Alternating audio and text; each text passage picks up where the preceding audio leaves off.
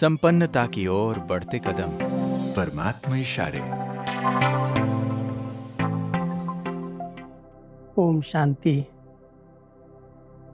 परमात्मा पिता हम बच्चों को आज प्रीत बुद्धि की और गहरी परिभाषा सुना रहे हैं। जैसे अगर हम इस सूर्य के सामने खड़े हो जाएं, तो सूर्य की किरणें नेचुरल अपने आप अपने ऊपर आती हैं। ऐसे ही परमात्मा ज्ञान सूर्य हैं, और जब हम ज्ञान सूर्य के सन्मुख रहते हैं, यही प्रीत बुद्धि की निशानी है कि हम सदा उनके सन्मुख रहें और उनकी सब शक्तियों की किरणें, पवित्रता की, शांति की, प्रेम की, आनंद की, सब किरणें आत्मा को अपनी तरफ खींचती रहें। जैसे आत्मा उनके हर किरणों के नीचे, उसी छत्र छाया के नीचे स्थित हो जाए।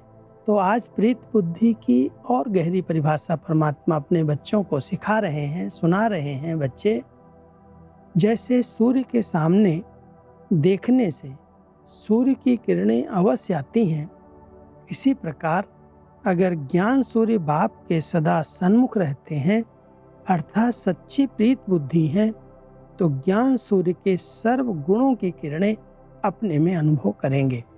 ऐसे प्रीत बुद्धि बच्चों की सूरत पर अंतर्मुखता की झलक और साथ साथ संगम युग के व भविष्य के सर्व समान की फलक रहती है। क्योंकि जब हम परमात्मा के सन्मुख रहते हैं, तो हमारे चेहरे पर वो शक्तियाँ, वो गुण अपने आप दिखाई देने लगते हैं।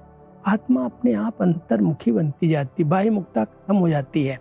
अंतर्मुखी आत्माओं के चेहरे पर वो रूहानियत, वो प्रसन्नता, वो मुस्कुराहट ऑटोमेटिक आती है।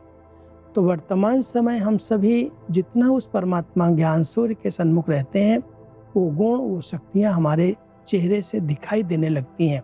और एक नशा रहता है संगम युग के जो समान है, जो परमात्मा ने हम सबको स्वयं मान देना सिखाया अपने आप को, उस समान में हम स्थित रहते हैं। और जो भविष्य में हमें देवपद प्राप्त होने वाला है, उसका भी नशा रहता है, उस समान में भी रहते हैं। तो वर्तमान समय हम सब बच्चों को उस ज्ञान सूर्य परमात्मा की किरणों के नीचे रहना है, उनकी शक्तियों के सामने उसका अनुभव में समाये हुए रहना है। तभी हम उन गुणों से संपन्न बन सकते हैं और अंतर्मुखी स्थिति में स्थित रह करके संगम युग के और भविष्य के भाग्य का भी दर्शन करा सकते हैं। उस समान में हम स्थित रह सकते हैं। ओम शांति।